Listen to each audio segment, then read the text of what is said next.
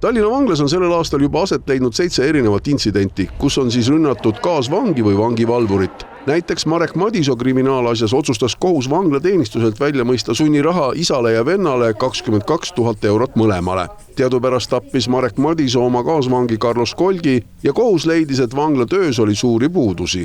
Kas see tuleneb kaadri nappusest?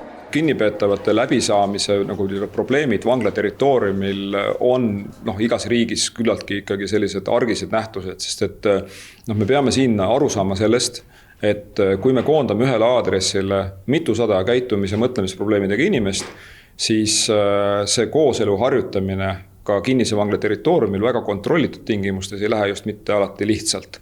Et alates sellest, et telekapuldi jagamisega ei saada hakkama, tekivad konfliktid kuni siis mingite suuremate erimeelsusteni.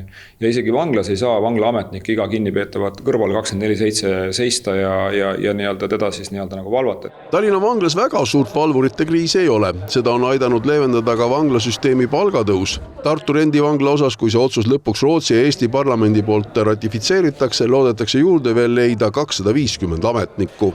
Ja me vajame valvureid juurde tegelikult tänagi, et enne kõike just siin Tallinna vanglas Harjumaa piirkonnas. Me oleme küll näinud seda, et valvurite kandideerimine meile tänases päevas on muutunud aktiivsemaks.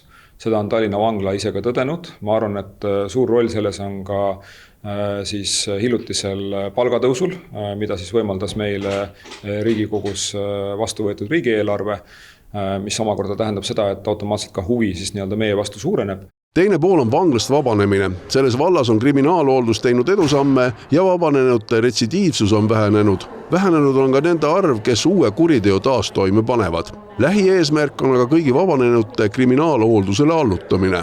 Kui me vaatame vangla kriminaalhooldussüsteemi tervikuna, siis ühiskonna turvalisuse vaates kindlasti oleks abi sellest, kui ka need mitusada inimest, kes täna on vanglas oma karistuse lõpuni, ka vabaneksid kriminaalhoolduse kaudu. Sest et nende inimeste näitajate pinnalt, kes siis tulevad vanglast kriminaalhooldusele, me näeme, et nemad tegelikult panevad oluliselt vähem kuritegusid toime ja jõuavad selle tõttu ka vanglasse tagasi vähem.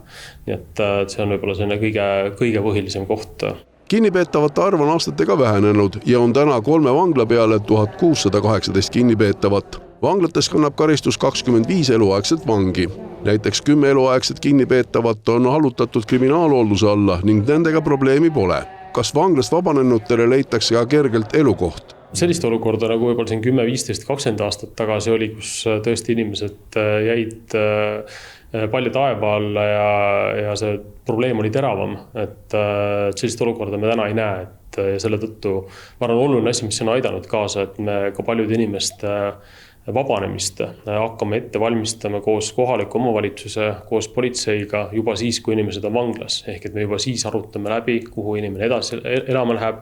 Kriminaalhooldaja käib, vaatab selle koha üle, kes seal veel elavad. Carlos Kolgi hüvitise nõudes on see aga edasi kaevatud, sest lähedased leidsid Marek Madisolt välja nõutud menetluskulude katteks välja mõistetud summa ligi 9000 eurot ei ole piisav. Advokaadikulud ületavad selles protsessis üle 60 000 euro piiri.